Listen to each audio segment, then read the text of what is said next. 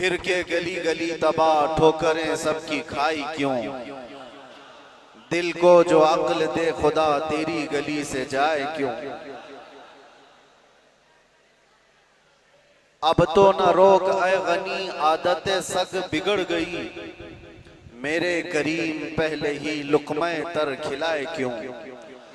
जान है इश्क़ मुस्तफ़ा रोज़ फजू करे खुदा। जिसको हो दर्द का मजा नाज़े दवा उठाए क्यों। अल्लाह तबारक व तआला आपकी ये मोहब्बत और अकीदत को सलामत रखे। मैं बहुत देर से देख रहा हूँ हर कोई किसी को बिठा रहा है और मैं ये भी महसूस कर रहा हूँ बैठे तो बेचारा कोई बैठे कहाँ।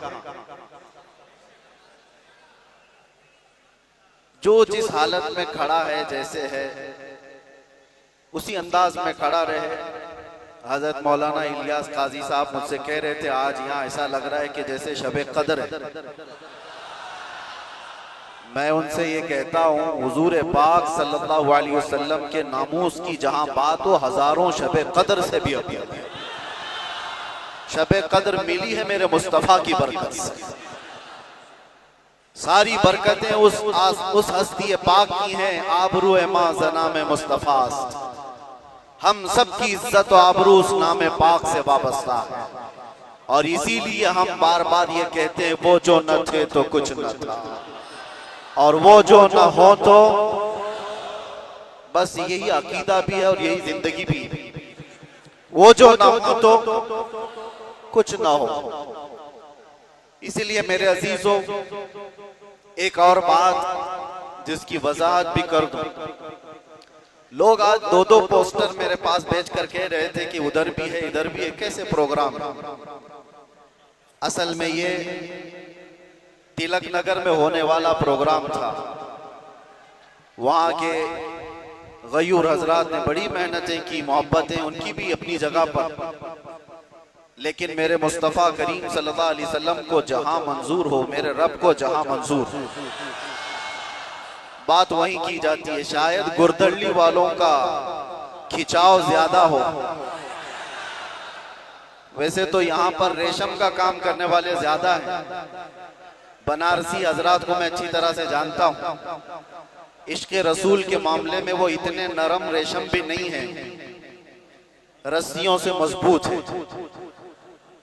आज कुछ उनके मामलात की वजह से, जगह की किल्लत की वजह से, परमिशन के मामलात में इधर मूव हो गया। बहरहाल ये हालात के एतबार से इधर से उधर हो जाए, कहीं पर भी हो जाए, बात तो उस नबी पाक की जहां से भी की जाएगी गूंज कर रहेगी इंशाअल्लाह। और मुझे पता है हम उस मुल्क में जी रहे हैं जहां अफगानिस्तान का तालिबान मेहमान बन सकता है और हिंदुस्तान में जन्म लिया सलमान नहीं आ सकता। ये मुनाफिकत है और मैं खुलकर बोलता हूं। वैसे मुझे बयान शुरू होने से पहले ही मस्जिद के आपके सदर साहब ने कान में कहा आपके ऊपर कोई पाबंदी यहाँ पर नहीं है, आप जो चाहे जितना चाहे बोल सकते हैं। लेकिन मैं सदर साहब से कहता हूं पाबंदी लगा भी देते तो हम धज्जियां उड़ा के भी जाते। इसलिए कि पाबंदी हुजूर पाक सल्लल्लाहु अलैहि वसल्लम का नाम लेने के लिए कोई माँ ने आज तक जन्म नहीं लिया। किसी माँ ने आज तक ऐसा बेटा जन्म नहीं दिया जो हुजूर पाक सल्लल्लाहु ताला अलैहि वसल्लम के नाम पाक को इस रूए जमीन से खत्म करके दिखा सके। हमारा जुर्म क्या है, हमारा कसूर क्या है, हम बोलते क्या है। हम बात सिर्फ मेरे मुस्तफ़ा करीम सल्लल्लाहु अलैहि वसल्लम की करते हैं। और अगर ये हुजूर पाक सल्लल्लाहु अलैहि वसल्लम के नाम और उनके नामूस की बात करना जुर्म है तो हर बार करेंगे, हर बार करेंगे, 100 बार करेंगे और वक्त आए तो सरेदार करेंगे। इसमें कोई खौफ की बात तो है नहीं, इसमें कोई डर की बात तो है नहीं। जब हमने ये कह दिया है या रसूल अल्लाह ये दिल भी तुम्हारा, ये जान भी तुम्हारी, हम आए यहाँ तुम्हारे लिए और उठे भी वहां जब सब उनके लिए है तो फिर डर किस बात का। खौफ न रख रजा जरा, तू तो है अब्दे मुस्तफा, तेरे लिए अमान है, तेरे लिए अमान है। बेंगलुरु के गयूर नौजवानों को मैं कुछ बातों से बेदार करना चाहता हूं। तुम्हारी एनर्जी, तुम्हारी ताकत खामखा जाया नहीं होनी चाहिए। सड़कों पर बर्बाद किए जाने के लिए तुम्हें ताकत नहीं दी गई।